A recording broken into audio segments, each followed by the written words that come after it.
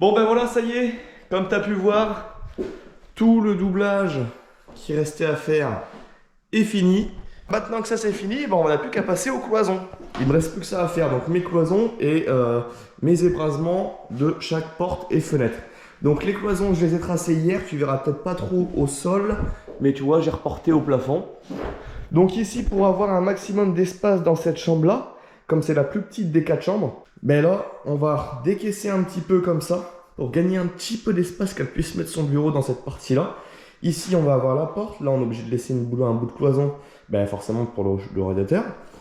On va avoir la cloison du toilette qui va partir comme ça, et je vais avoir une cloison ici, enfin à peu près là, pour pouvoir créer le dressing ici et avoir une butée de dressing. Donc c'est parti, je te montre comment on fait.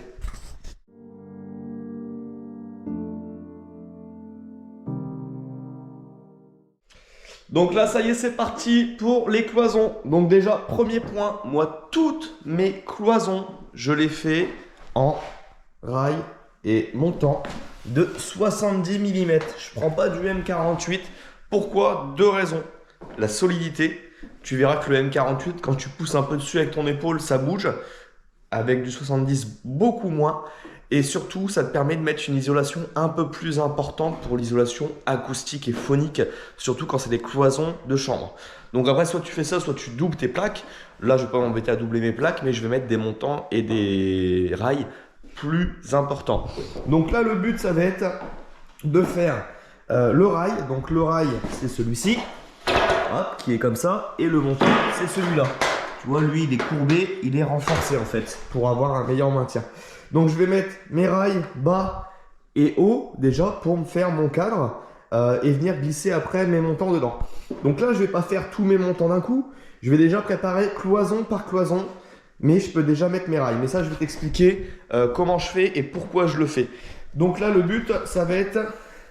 Donc je m'attaque à ça, je commence et après je te montre du coup comment moi je fais et comment il faudrait que toi tu fasses également.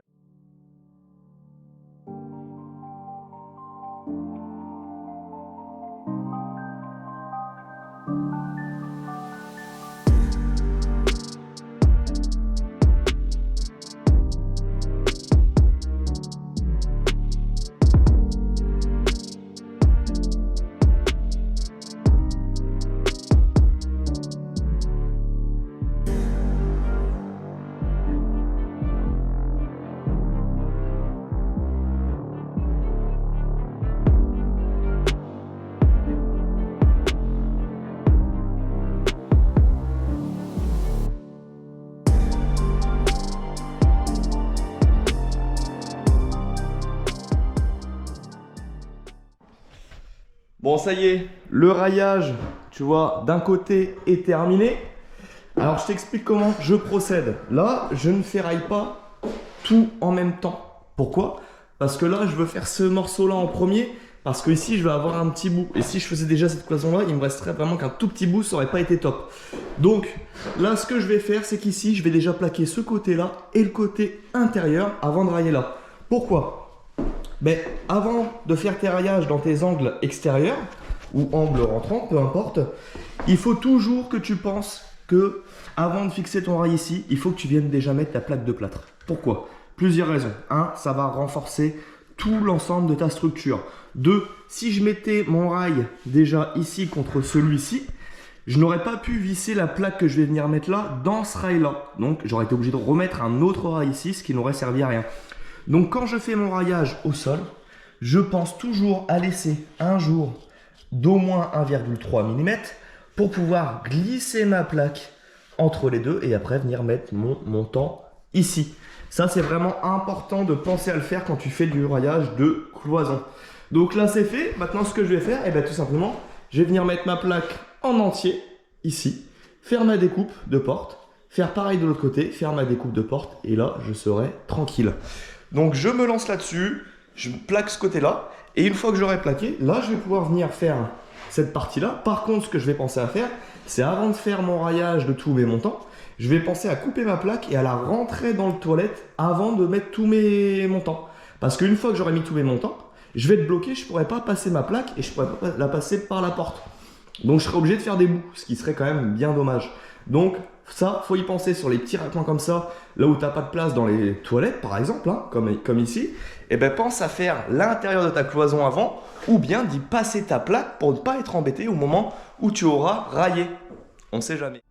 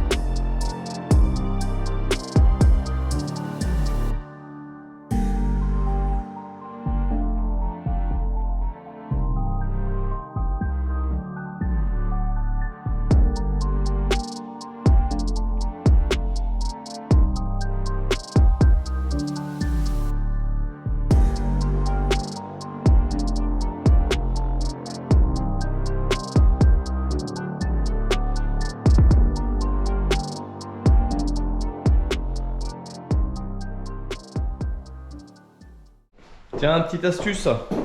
Là, je suis en train d'isoler, mais tu vois, il me reste pas grand chose entre mes rails. Un conseil, quand c'est comme ça et qu'il te reste, voilà, tu vois, 3-4 cm entre les deux, avant de mettre tes rails, prépare ton isolation. Moi, c'est ce que j'ai fait, j'ai préparé mes bouts, je les ai enfilés dedans, et là, je vais venir amener mes rails, et là, je vais amener mes montants à leur emplacement. Sinon, après, une fois que c'est fait, tu pourras pas isoler, tu vas avoir un petit pont là, sans isolation. Donc voilà, pense-y, tu prépares ton isolant et après seulement tu viens mettre tes rails. Petite astuce pour pas être embêté.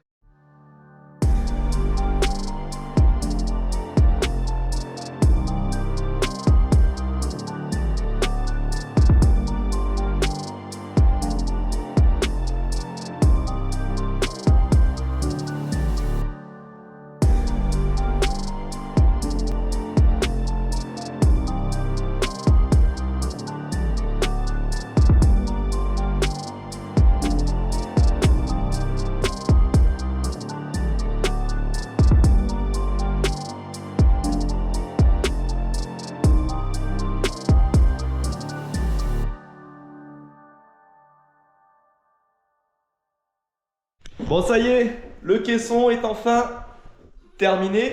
La cloison des toilettes, c'est fait. Plusieurs choses. Tu dois te demander, mais pourquoi il a fait de l'hydro? Est-ce que ça a une raison spécifique? Pas du tout. C'est parce que j'avais ça en stock à l'étage. Et comme il me restera pile poil le nombre de plaques qu'il faut, j'avais du placo hydro, et ben on le met. Mais pas de réelle utilité de mettre du placo hydro au niveau d'un toilette, hein. Au pire, ça va renforcer quand même l'esprit cloison, mais c'est tout, rien de plus. Donc là, ça, c'est fait. L'ouverture pour la porte, c'est bon. Porte fin de chantier, donc pas besoin de plaquer les champs, parce qu'en fait, je vais avoir mon bâti qui va venir les recouvrir. Donc on n'a pas besoin de s'embêter à mettre des plaques de plâtre et de faire une bande par-dessus, ça aura zéro utilité. Donc là, ça c'est bon. Le toilette de chantier, on le laisse. Si t'es sur les chantiers, tu connais. Et puis là, j'ai laissé ouvert là. Là, il n'y a pas de rail derrière. J'ouvrirai au moment de poser le toilette suspendu. Hop, je découperai là. Je laisserai mon isolation, mais je pourrais aller me repiquer directement dans le mur derrière pour avoir un super bon maintien de mon toilette. Voilà, ça c'est l'étape de fait et c'est bon pour ce toilette. Donc maintenant, je vais pouvoir m'attaquer enfin à la cloison de la chambre. Ici, on reprend les mêmes et on recommence, c'est-à-dire qu'il va y avoir un angle là comme ça. On pose déjà une cloison, on plaque, on repart sur l'autre, ouverture de porte, plaque de plâtre solid rock pour le maintien du radiateur. Ici, j'en ai pas mis, pourquoi? Si j'avais prévu la plaque, mais j'en ai cassé une dans l'autre chambre. Donc malheureusement c'est tout. Mais ici c'est pas grave, c'est un petit radiateur qui fait 50 cm de large. J'ai renforcé avec des rails plus rapprochés de 30 cm. Et t'inquiète pas pour le poids, ça pèsera quasiment rien. Donc pas de souci pour cette partie là. Par contre ici c'est plus important parce que le radiateur il est plus gros. Donc maintenant que tout ça est prêt, Là, je suis content, la poussière ne passe plus. Et ben, je vais m'attaquer enfin à cette cloison ici. Bon, écoute, c'est parti, on prend les mêmes et on recommence.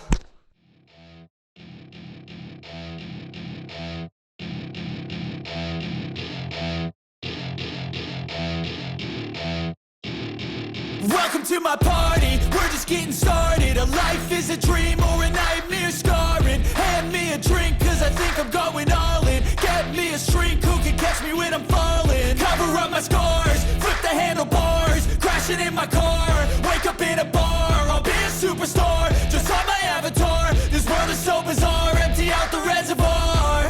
Yeah, I'm taking 6 shots, yeah, straight to the face. And I wanna get lost, I'm sick of this place. Don't know how to stop when I'm feeling this way. So I'm taking 6 shots till I'm feeling okay. I think I'm going crazy, don't think I'll get home safe. So I'm taking 6 shots, all straight to the face. I'm taking 6 shots, are you coming with me? I'm taking 6 shots, yeah, straight to the face. And I wanna get lost, I'm sick of this place. Don't know how to stop when I'm feeling this way. So I'm taking 6 shots till I'm feeling okay. I think I'm going crazy, don't think I'll get home safe. So I'm taking 6 shots, all straight to the face. I'm taking 6 shots, are you coming with me? Sometimes you need to let loose, grab juice, get goose, tattoos, taboos, get screwed. Loosen up, buttercup, all those hate comments will never make you feel enough. We're all adequate graduates, heart full of calluses, but we know calculus. Damn, ain't that fabulous? Can't wait to apply all those mathematicus. But we can't get a job that pays us enough. I'm about to pop off. Fuck you, you're lost. We all know that we never really want a boss. So I'ma do what I want to, something I can't undo. Yeah, I'ma do what I want to, something I can't undo. I'm taking 6 shots, yeah, straight to the face. And I wanna get lost, I'm sick of this place. Don't know how to stop when I'm feeling this way. So I'm taking 6 shots till I'm feeling okay.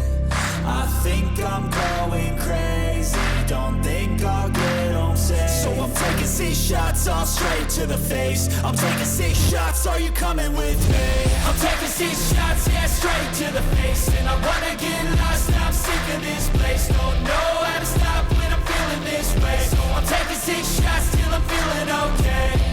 I think I'm going crazy, don't think I'll get home safe. So I'm taking 6 shots, all straight to the face. I'm taking 6 shots, are you coming with me?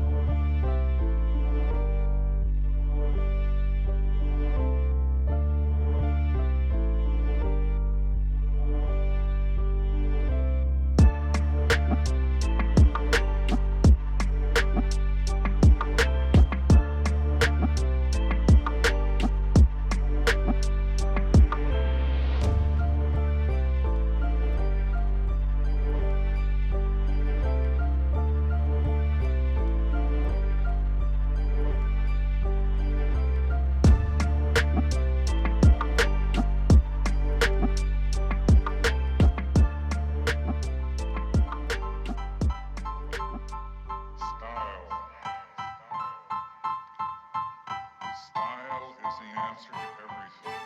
A fresh way to approach a dull or dangerous thing. To do a dangerous thing with style is what I call art.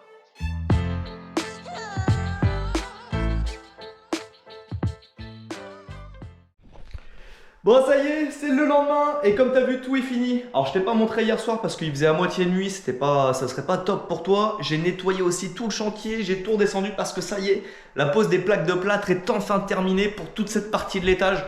Donc ça c'est plutôt cool, on est sur en gros 60 mètres carrés au sol. Donc tu multiplies ça à peu près par 2,5 à 3 pour avoir tous les mètres carrés de placo que j'ai posés.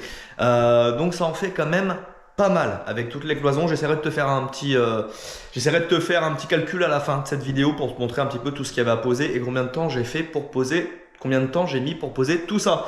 Donc je te montre un petit peu le résultat que ça donne. Là il fait un peu plus jour donc c'est cool. Le décaissement est fait. Donc ici j'ai posé de la solid rock comme d'habitude, là où je pose mes radiateurs, de la solid rock. Je t'avais expliqué hier, c'est renforcé, franchement tu peux y aller, j'ai fait un test. Tu fonces dedans, ça ne bouge pas d'un poil. Surtout sur une ossature en M70, je peux te dire que c'est ultra renforcé. Donc là la partie palier est faite avec la cloison pour la tête du dressing. Là les ébrasements ici sont faits aussi, donc j'ai récupéré des chutes parce qu'il me restait des grandes chutes, tu vois, ça c'est les coupes des portes par exemple. J'ai pu m'en servir pour ça, donc ça c'est plutôt cool en un seul morceau. Et voilà, on a l'ébrasement qui est fait à cet endroit là. Là tu vois tout est rangé, j'avais mis tout le placo, mes outils ici, donc tout ce que je n'ai plus besoin a été sorti, j'ai tout aspiré. Et on repart sur un chantier propre et ça c'est plutôt cool. Donc maintenant que cette partie là est faite, il me reste plus qu'un seul truc à faire. En vrai il me reste un petit bout de placo à poser. C'est ici les ébrasements de fenêtres. Donc sur le bas je vais pouvoir mettre un bout de plaque de plâtre, il n'y a pas de souci parce que j'ai eu la place pour isoler. Par contre sur les côtés, c'est comme le reste de la maison, j'ai pas la place pour mettre une plaque de plâtre plus une isolation. Donc quand c'est comme ça, si toi tu n'as pas suivi les autres épisodes, cette étape là va t'intéresser. Parce que ici, je vais le faire avec du panneau prêt à carreler. Et là, tu es en train de te dire, mais qu'est-ce qu'il va faire? Le panneau prêt à carreler de chez Vedi, comme j'ai utilisé dans la salle de bain à côté. Donc dans la salle de bain à côté, je m'en suis servi pour faire mon étanchéité et mon panneau prêt à carreler pour pouvoir poser directement mon carrelage dessus. Et bien sache que ça, tu peux aussi t'en servir dans des endroits où tu as un petit peu, on va dire, des ponts thermiques. Là où tu as des risques de passage d'humidité, etc. Comme par exemple ici. Donc là, pourquoi je mets ça? C'est pour éviter d'avoir le pont thermique à cet endroit-là. Le retour de mur là, et ben si je mettais que ma feuille de placo, ça isolait pas. Là, je vais partir sur un Vedi en 2 cm d'épaisseur. On est sur un polyester extrudé, comme je t'ai déjà expliqué. Ce qui fait que ça va permettre de mettre une petite isolation. Alors oui, ça va pas être dingue, c'est pas ce qui va m'isoler vraiment la chambre. Mais si tu veux, ça va permettre quand même au froid d'éviter de trop rentrer. C'est mieux que de ne rien mettre. Et donc, ces panneaux-là, tu es en train de te dire, oui, mais comment tu vas les recouvrir? Eh bien, je vais faire comme le reste de la maison, je vais les recouvrir avec de l'enduit, tout simplement. Le gros point qu'il faut surtout prendre en compte avant, c'est qu'ici, tu vois, j'ai pas coupé ma plaque de plâtre à ras de mon rail. J'ai laissé l'épaisseur de mon Vedi. Parce qu'il faut que tu protèges cette partie-là de ton panneau en fait. Parce que l'angle, tu vois, il est pas costaud. Il est super costaud sur le tassement, mais pas sur l'angle. Donc je préfère faire venir ma feuille en plaque de plâtre devant et renforcer ici. Même si avec ma bande, ça aurait quand même créé un renfort, et bien cette partie-là de plaque de plâtre, elle va me permettre de renforcer l'angle et d'éviter d'avoir des écrasements au niveau d'ici. Donc voilà pour la partie fenêtre. Donc avant ça, il me reste quand même une gaine à passer de mon interrupteur de volet roulant à dehors pour pouvoir brancher mon futur volet roulant qui va venir s'installer ici. Donc je m'occupe de ça, je fais une petite tranchée pour passer ma gaine et puis après je vais coller mes Vedi et puis tu verras le résultat. Après il n'y aura plus qu'à enduire et ça sera fini pour toutes les poses de plaques de plâtre, de Vedi, etc. On va pouvoir passer aux bandes à joint. Donc allez, c'est parti, je m'occupe.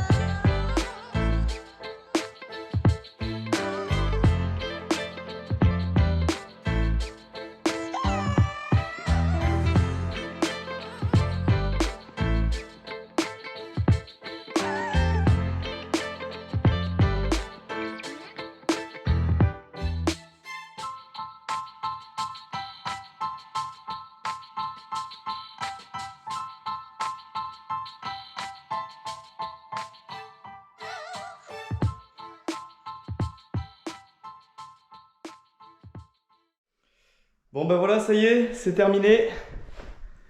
Tu vois, l'ébrasement est fait, c'est collé. Donc moi je colle avec la mousse Peluche Wurt et puis quelques vis sur le rail. Je colle aussi au niveau du rail. Quelques vis pour maintenir le temps que la colle elle tient. Donc c'est enfin terminé, toutes les plaques de plâtre, tout est fini. Donc on va en arrêter là pour cet épisode.